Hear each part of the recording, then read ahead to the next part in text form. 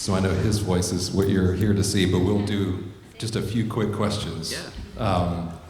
It's wonderful to see you in person. You probably don't remember this because you were doing a bunch of interviews at that time, but I distinctly remember in 2021 doing an interview with you, and it was the first time I'd ever interviewed anyone via Zoom.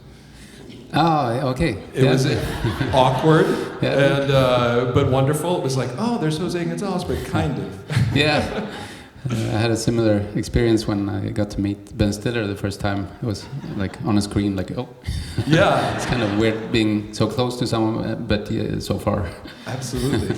You were on the other side of the world at that point. We weren't able to see you live. Now we are.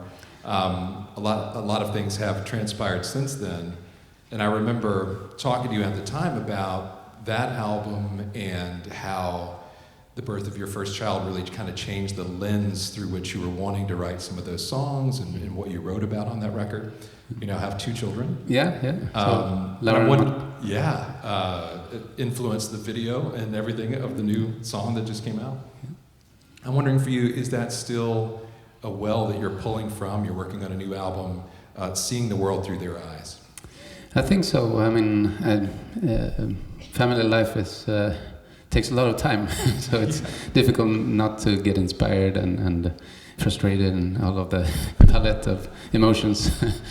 And yeah, now that I'm done writing all the songs for the 5th solo album, the song that we just released, Pajarito, is definitely like inspired by the kids and you know, just messing about and learning stuff without thinking too much. Yeah. But then, of course, the bigger questions about humanity, those get pretty relevant when you think about the kids and different generations and how try to pass some sort of torch, and sometimes like trying to figure out what is the torch.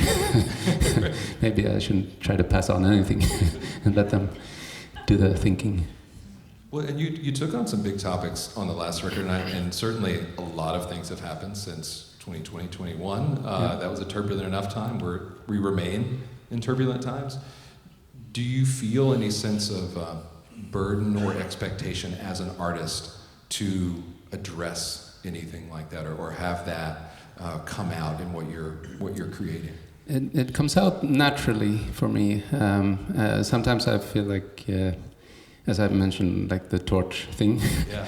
Maybe I shouldn't, like just hang out and have a good time and play music that sounds soothing.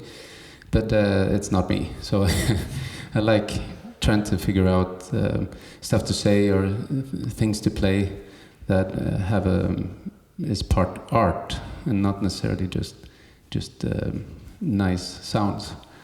So yeah, I guess one of the things that have been inspiring or alarming, or there's a book called The Precipice that talks about the biggest hurdles to humanity, like the ones that are natural and the ones that are man-made, and so I think a lot about those topics.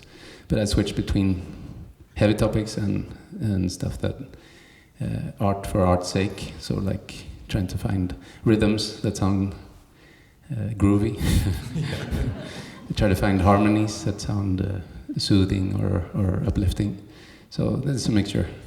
Yeah, well, you do such a wonderful job of that. I will tell you in a second about how I utilize your music to take off and land, because I don't love being on planes. But I did want to ask you about the new song that just came out. You are of Swedish and Argentinian heritage, but you have spent most of your life singing in English. Why was it so important to have the song come out in Spanish? And is there more of that, I guess, to come on the new album? Yeah, I mean, with the local valley, I felt like it was important to show more of myself, or be more, a bit more transparent. I felt good, maybe important. Not sure if it was important, but it felt natural to sing in Swedish and Spanish and English, and now for the new album I'm also singing Swedish and Spanish.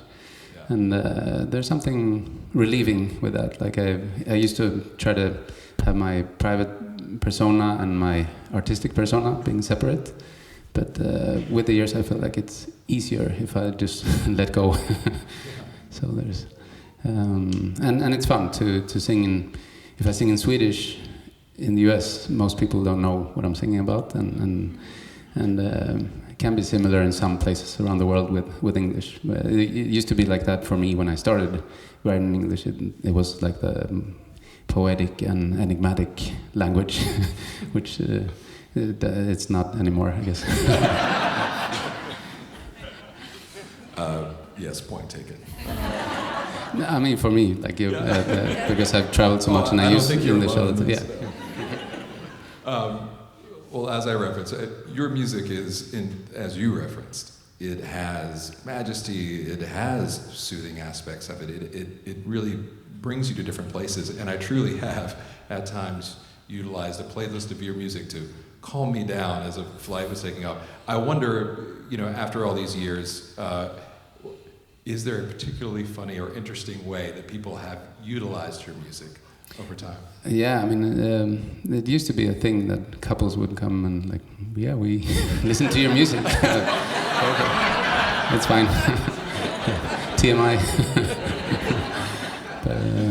But yeah, then there's of course a lot of like cute stuff, like parents playing the music to soothe their, make their kids stop screaming, or as you say, like to calm yourself, like for meditation. Or so I went to a yoga class, and all of a sudden I hear myself on the speakers. Happened once. Did you point? You're like, sorry, that's me. Yeah, it was more like the what do you call it? Yoga teacher. Yeah. It was like, sorry. That happens in Nashville quite a bit, actually. Well, last one, speaking of Nashville, you have been here, obviously, more than once, and we're so glad you're back. And we know you had to cancel last year. It's so wonderful that you have the show tomorrow night at the Ryman, and that you took time this evening to be with us. Do you have a particular memory or a place or something that means something to you from the city? Yeah, I mean, I have a really bad memory. Okay, that's fine. Nowadays, I look through my photos to see, okay, what happened last time I was here. Yeah. So 2015, we were out. I had a band with me, and I remember thinking about all the music that is from here. And today, I was speaking to one of the AIs, and it reminded me about Johnny Cash and all the amazing musicians that have played at the Ryman. And, so I got very excited. Yeah. Well, it's going to be tremendous to see you tomorrow night, and I can't wait to go take a seat and actually watch you right now. So thank you, Jose. Thank you.